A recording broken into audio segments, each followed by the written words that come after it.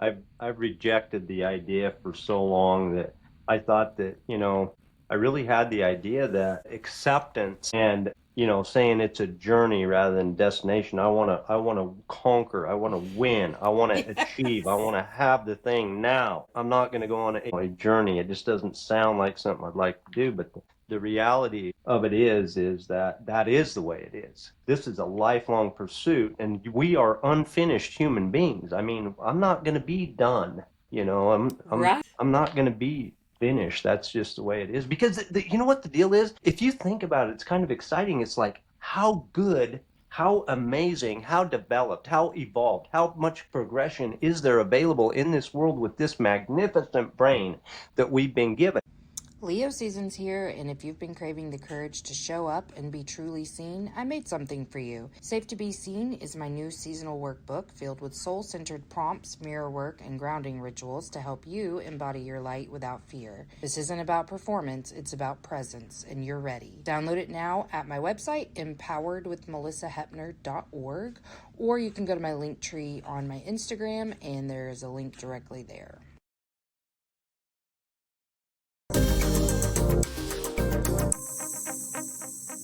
Emotionally unavailable. Okay. So, nice to meet you. I don't know if you saw where I wrote this, but what I do is whenever I am posting the episode, I will read like a separate intro and bio about you and talk about your links. I'll include all that in the show notes, but for this, we just have a normal conversation. Sounds good. I did see that. So I'm going to see. I had to close some things because I was looking to make sure you didn't message me. Okay. So I don't want to put this incorrectly. You have a horse program working with parents and teens, I think together, we'll get into that.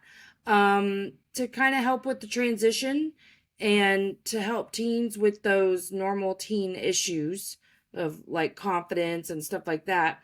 I am really, really curious because the things that you said are ready and whatever to talk about all the time. I want to know about, like, you talk about forgiving ourselves.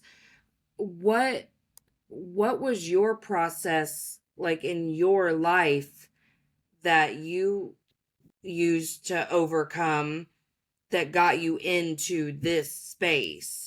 Because well, first of all, I love a man who is emotionally intelligent. So, I think it's cool what you're doing. And especially working with the teens and the parents, because sometimes I feel like there's that disconnect where teens will go to these amazing programs and then the parents still are like, they don't know how to integrate any of these things that their kids are learning. And honestly, I have personal experience with that. When I was a kid, I was raised in kinship foster care. I happened to be in a private foster care agency, and so we really had opportunities that a lot of kids didn't get. We got to do horse programs, we got to do wilderness work projects, things like that. But I'm coming home to a very emotionally unavailable household who has a real resistance to any of these types of teaching. So it would have been so cool if she could have experienced stuff too. I also keyed in on the words, you helping parents find peace. So I don't know if I even really asked a question, but I just kind of wanted to know, like, well, I'll start with this. Did you have a troubled teenage life? Like, where did the passion for this demographic come from? Yeah, sure. So, you have an interesting story and you bring up a really good point. I just wanted to comment on kind of what your experience was. You learned a bunch of things. You felt like you had got some tools and a little bit of skills and some good experience, and then you went home and there wasn't any support, and when we're young especially, but I mean in this life it's like we don't know what the hell we're doing, especially with teenagers. You know what I'm saying? And our Mm-hmm. parents, I mean, our parents don't either. We're all just doing I believe that we're all just doing the best we can with what we have to work with. A lot of us don't have much to work with, especially young people, just because of our experience, and we don't know what we don't know. How could the Mm-hmm. hell could we know it? And so, yes, one of the things that I, as a young man, as a teenager, and even into my 20s, I just had, Melissa, I just felt inadequate, less than, like, just Yeah. not as good as, really like drawn in and shy Mm-hmm. and, really trying to fit in and, it didn't feel good. And it was all the time. And, a lot of times I'd tried to come up with like blame or reason or come up with, I didn't have any serious trauma that I could think of. In my mind, I had a decent family life and this and that and the other, and it just seemed like, I don't know where all this noise in my mind was coming from, Yeah. but it didn't feel good, And then when I was about, I can't remember if I was 15 or 16, I really found a solution to these uncomfortable feelings, and it was alcohol. I'm like, boy, proud of me. I mean, I solved my problem, Yeah. and you know, and You're then like, I can and I open felt better. up, I can talk and be friendly and fun and have conversation and be included. Yeah, worked out Yeah. very well. Problem solved. And that that little process of the little process of the discomfort or the uncomfortable that we feel was something really wrong. No, just some thoughts inside of my head that were causing feelings that were uncomfortable. And I didn't know if that was okay. I thought that the goal was, and I think a lot of us, adults and teens alike, we approach the life and naturally our brains are driving us to seek pleasure and avoid pain and conserve energy. And so the one of the easy ways to do that are things that are really damaging to our lives. And so that's kind of what I did. I fell into that as a result of that thought process. Over time, I developed, into, I was drinking daily I mean, to excess. I mean, listen, I don't mean like drinking a couple extra drinks, you know what I'm saying? I mean sloppy ass drunk, like every day for decades, Yeah. literally. Yeah. And, I was in and out of jail, prison one time. Things weren't going Really? too good. Yeah, things weren't Yeah. going too, yeah, pretty rough time there. And so, um, I wrecked all my relationships. I didn't even know it. They were just disintegrating around me, and I thought everything was okay, and it wasn't. And, um, my marriages, my relationship with my kids, and everything, it just kind of totally went to shit and went down. Living in this alcoholic haze, and it was just a terrible cycle. And and it felt awful. Yeah. It, I, think about the process or how many times you've been in this, and maybe you've been in it with Netflix, maybe you've been in it with porn, maybe you've been in it with overeating, maybe you've been in it with all the things, right? There's a thought just being stuck in social media to feel better or whatever the thing is, and then you regret it and you feel bad. So it's a really simple process. You feel discomfort and uncomfortable, you go for the feel good thing, whatever it is. Then you have so much guilt and shame for what you've been doing, you feel worse about it in the end. So then what do? You go, and so Start I that was just cycle like all over again. Yeah. trapped in this cycle. Yeah. Yeah. Well, we're so And pain avoidant. Like even yesterday one of my clients, their cat died, and she was having trouble wanting to go home because she was really afraid that it when she got home, the cat not greeting her, and he's required a lot of care in the last 6 months, so it took up a significant amount of her time. And so she was worried, like having that extra time, all of these things was going to be too painful. And I'm like, well, what do you mean too painful? I mean, I knew, but and she's like, yeah, I guess I'm afraid that if I sit down on the couch and cry about it, I'm never getting back up. And I'm like, right, that's the fallacy that our brain feeds us, that if we sit in discomfort instead of avoiding it, we'll never be okay again. That is what your brain wants you to believe because it doesn't understand feelings. It wasn't designed to feel, it was designed to think and to keep you alive. And it is so good at keeping you alive. It will make you see the best thing that could ever happen to you as danger. So, like, I just see these patterns repeat over and over and over in all of us, particularly in a parent child relationship, because everything that kid does, if you're in a bad place, triggers your fear and your shame, because unhealed parents see this child as a direct extension and reflection of them and not as their own human being self, and not as someone who just like is sharing this earth with you and you're here to guide them and love them and provide them with, nourishment. Unhealed That is parents such a believe that they have to, be responsible for everything this child does. So there we are. We can't be even like available to our children because we're too ashamed of our own actions and our perceived failures and our misgivings.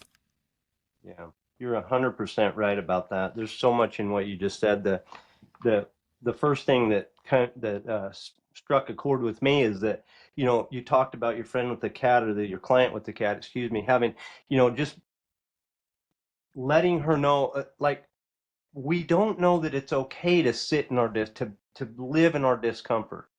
Mhm. And just that alone is such a big thing. I mean, just knowing that and accepting that and living that and feeling life rather than trying to not feel life. It's just that this is huge, it's a big thing, you know? Yeah. That's a big concept for a lot of us to be able to really internalize. We might be able to hear it, but just to be able to internalize it, that's okay. That the goal isn't to constantly, it doesn't need to be to constantly feel good all the time, right? It doesn't need to be to constantly feel good all the time. We don't get to experience life. We did.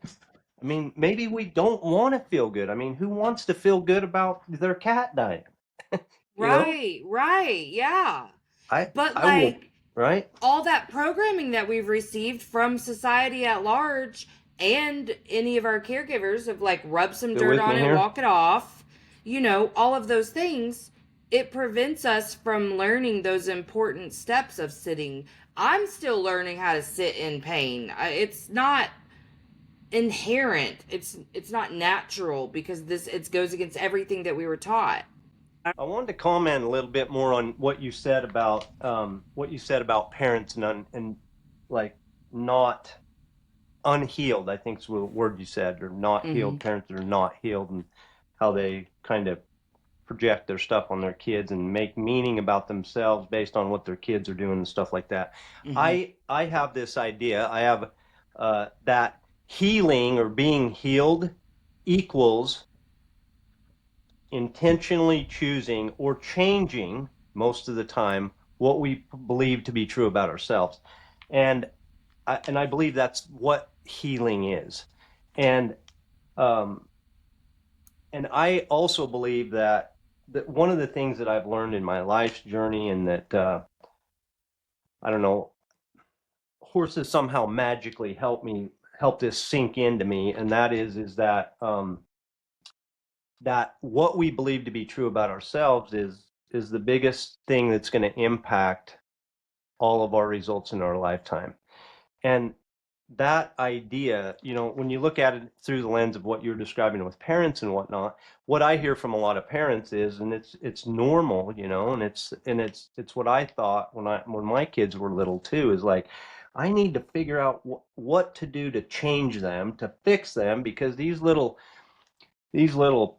son of a guns are just out of control. And if I could just know what to do to get them to do what I want them to do, everything would be fine. And so we spend a lot of time in that and trying to control other people, and it kind of plays out in a lot of things in our lives. And um, when in fact, what you're talking about is so true. Really, the only thing that we can do, we need to have some skills and some ideas and some management and some, a process and a routine, and we need to love our kids, and we need to provide for them in all the ways that we can. But what we can't do, the best thing that we can do if we want to take care of our kids, is take a look in the mirror and say, what can I do for me today? And by the way, that's what we can do for the rest of humanity, is is take a look at ourselves, because without this, I believe it's the single most biggest thing that we can do in this lifetime is really learn to fully accept, to fully forgive, to fully love, and to commit to not something like, a lot of us have this view that like, well, oh yeah, I'm confident. I'm confident. I'm pretty confident. I'm a confident guy. Okay, Melissa, I am confident. And I'll prove it, because you see what she's doing over there? Drawing all that attention to herself. That's a lack of confidence, not me. I got that thing. I accomplished that thing a long time ago. My view of confidence and my view of my relationship with myself, and I believe one that will benefit all of us, is if we accept the idea that we're going to pursue a loving relationship with ourselves ongoing, right? Just like with anybody else. I mean, who are you going to be with more than anybody else in your whole lifetime? It's not your spouse or your significant other or anybody, your soulmate. It's you. So, I mean, why not? And what's the downside? There's so much research, but it's something that we kind of hear, but don't really. It's like, well, how do you go about that?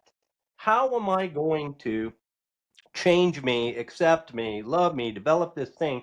Because how am I going to go about that? Because it is what gives us the capacity to love and be understanding and give those kids the emotion, the things that they need the Yep. most. When without it, we don't have the capacity. So kind of went on a No, big rant there. I love that you're saying that. I love the way you define confidence, because this is the exact journey that I had to go on for myself to understand how to truly help others, because I was full of shame that I didn't know about. I was full of self-hatred that I didn't know about. I mean, I'm over here like, you got to love yourself, while not knowing that I did not love myself correctly, and that was the reason I couldn't receive love from anyone either. I firmly believed I was on the outside of every one of my relationships, that I was never going to be anyone's first choice. All of these things. Nobody loved me the way I loved them. And when I unraveled all of my stuff, I started to see we're all the exact same. Whether this is the wording people use or the exact paradigm that they have, come face to face with, it's the same. And it's so much easier for me to parent now, knowing what I need in those moments to be okay. I can give those freely, because when you're full of love and compassion and unconditional regard for yourself, it is so easy to give that to not just your kids, everyone. And I'm so excited because you're the first person who's like been this in sync with my messaging. You're saying the exact same thing, and that is, when you change, the world around you changes. And all you have to do is focus on continuing to love yourself and grow yourself. And you're going to see that reflected in any relationship that you are in. I really, Melissa, I think it's the biggest thing that we face, and part of it's a human condition that if we, I've noticed in myself and I noticed in my clients in little ways over time, and it's not something that just like, you know, totally transforms. Usually it doesn't totally transform in a blink of an eye. People get, aha moments and make progress, Mhm. but over time, okay, if you work on, if you commit to pursuing the ideal, or the idea of accepting and loving yourself over time, man, it just changes the results in your lifetime, and it opens up and it allows you to see you're less mad at other people, you're less judgmental, you quit condemning other people, because you don't feel the need to prop yourself up, because hey, I'm okay now over here. I feel better about me. And so, and I'm looking at my kids and I'm just thinking, you know what? I don't have to have them be a reflection of my inadequacy. They're little human beings too. They're just the same as me, and they're going to make mistakes, and some of that just has to flat be okay. I mean, it's going to Exactly. have to be okay. Yes, yeah. I loved earlier when you were talking about like understanding the goal can't be control. Like if that, and it was mine. I had so much programming about like, you are supposed to mold this child into your If own it works, image, I'd be all basically. for it. and that you're supposed to control every last thing that they think, do, say, feel. Ugh. I mean, I was so hard on that oldest one. I was so hard on him, and I absolutely would guilt and shame him if he made little tiny mistakes. Because that's what I received, and it worked really well for me because I was the golden child. So I was like, well, work for me. I graduated high school, I went to college. I really thought that. And so now just the way I parent is truly, I always say this and I'm half kidding and half not, but I view myself more as like a shaman in their lives than I do some authority. Like I hope that they will listen and to my guidance, but I don't get control over that either. And so I kind of just have to lovingly hold them wherever they are. I if control worked, like I said, I'd be all for it. I really want things to go my way. The thing of it is, it just damn doesn't work. And It so doesn't we work. got it does not work. It And doesn't. and so what it turns out to be is that who we are as human beings and how we show up in the world and how what our kids see, we hear we'll be the example and lead by example and they hear what you do, not what you say and all of this. And we know that, but really those things are just so true because how we show up in the world, how we present, how we look at them, they see us. They see us in ways that I don't think a lot of times that we're really aware of as far as children. They see us as parents. And that right there is has more to do with their outcome than what we know about, parenting skills, for sure. Absolutely. Absolutely. And if you can just be open to the idea that you as an adult don't know everything either. And you can learn how to exist together. And this can be a process. That's why I like that you're having parents and teens in your program because you really can just go on this journey together and figure stuff out together. Being I want That's a really good point too, Melissa, that being open to learning. A lot of times, I think the word humility gets a bad rap because we think a lot of times I used to think that it kind of means like roll over, just lay down, let the bus run Right. Or over. make yourself small. Yes, make yourself small, be a doormat, yes, I like that, make yourself small. Truly, my view of humility has changed just to be that humility is strength. It's the strength to see me and to know that I'm infallible, that I don't know everything. It's the strength to be open and to be teachable. That is what I believe the essence of humility is, and that what that takes is not being weak. Men in humility a lot of times it's like, uh-uh, that's not me. But Yeah. truly, humility is the strength to take a really an open and honest view. It doesn't mean that you got to knock yourself down or criticize yourself or any of that, but it's the strength to be open. If I asked 100 people if they had a fixed mindset or a growth mindset, almost everybody's like, I have a growth mindset because we want to, and we all do, but a lot of times we all don't.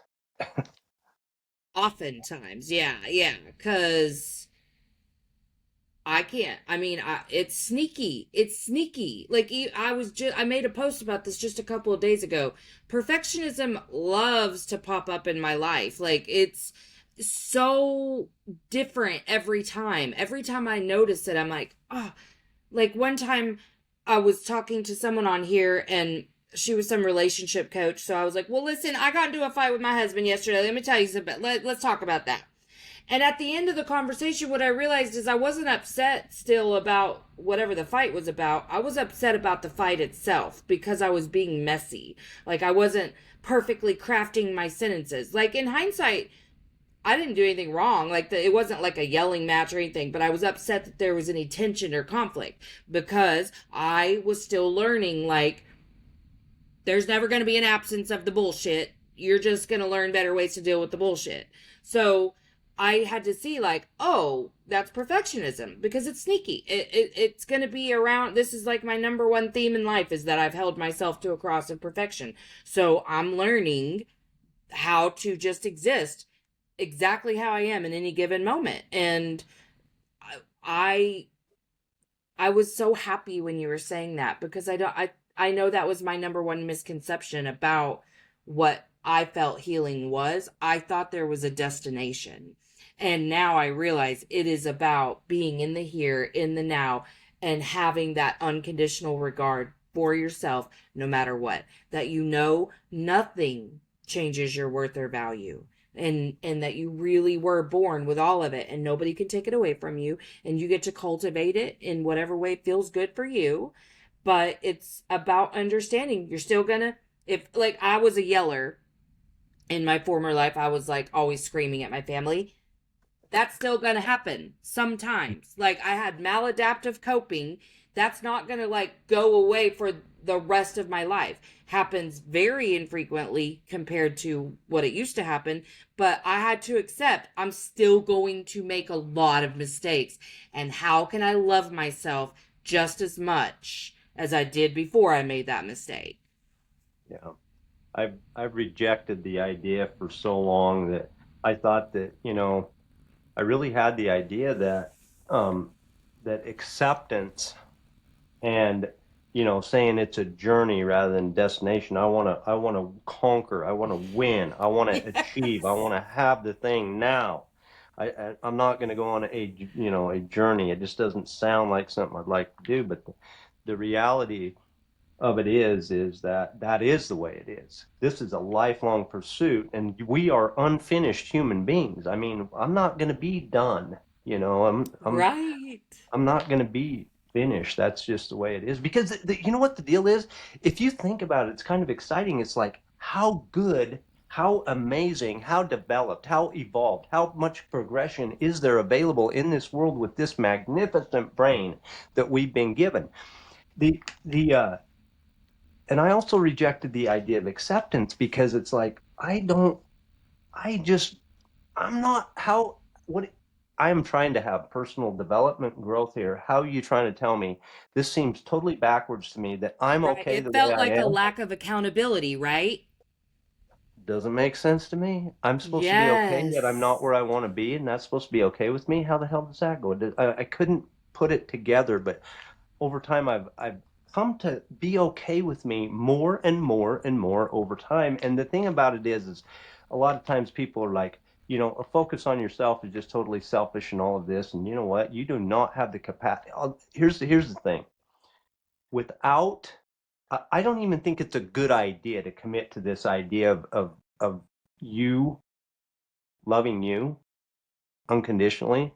I think it's our duty and our responsibility as humans because without it, we don't develop the, the our capacity to give and deeply love the people that we care about so much and to make our contribution to the world.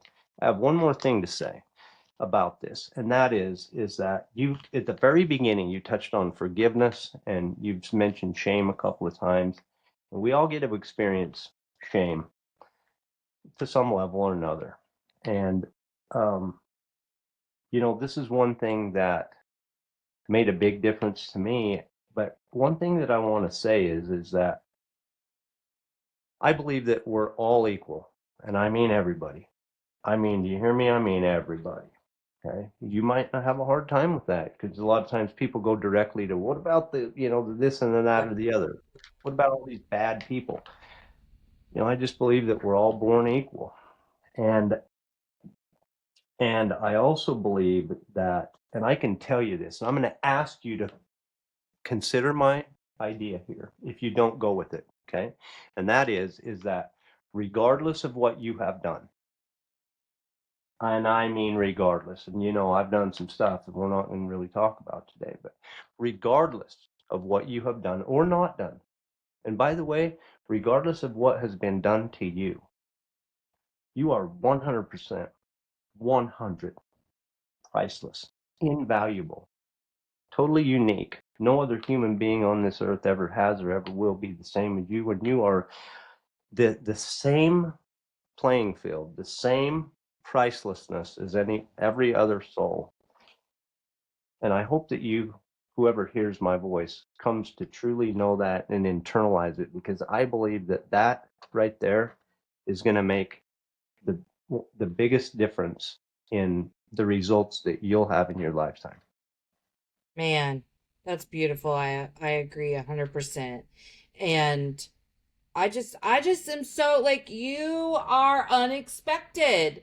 I see mail, I see horses and a cowboy hat, and it's easy for me to make some judgments about how you may not be emotionally available, and I'm so happy because I know that you are doing fucking amazing work on this earth, and parents and teens are lucky to get involved in a program with you and what you're doing. I'm serious. Like life altering stuff you're doing. Like if this is how you're helping people, I am in full support and am so like just glad that you're doing what you're doing, and that I've had the opportunity to meet you. Before we wrap up, is there anything that you feel like you didn't get to touch on that you want to? Anything you want to direct anyone to? I just want to make sure you feel like you said what you wanted to say. I did, and I appreciate that. I kind of said my big message there, and that's really my at the core of what Okay. I believe that we're all about here. I really appreciate the opportunity to talk to your audience and to meet you and to get to. I've listened to your show, and so I was excited to be able to be here, and so thank you for the opportunity. I do Yeah. have. I'll say this. I do have a. I put out a like a 3 to 5 minute weekly video. It's totally free. You can sign up. It's called "You Are Destined for Greatness," and you can sign up for that at stablelivingcoaching.com. I love that. And I'll make sure I include the link in my show notes. Well, thank you, Shane. I've had such a good time. I appreciate you so much. Thanks, Melissa. All right. Is it not going to let me stop recording? Oh, our tech issues hate us today, Shane. Yes, they do. We don't have tech on our side, but that's okay. I think we got it done. It's not letting me stop the recording. That's all right.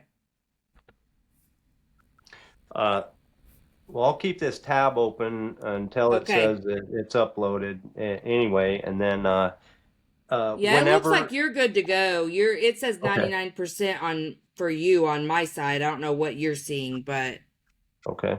what does yours say? Um, Guess, yep, 99% uploaded. Yep. Yeah, I think you're good. Okay. All right. All Well, I'll let right. it go, and you'll let me know when does this come out so that we can put it out on all our media. Yes, I absolutely will. I think it's second week of August. Awesome. We'll be looking I for might it. be wrong. Keep me I'll let you posted. know. Sounds good. Thank you so much. All right. Have a great day. To do. Bye bye. Thanks.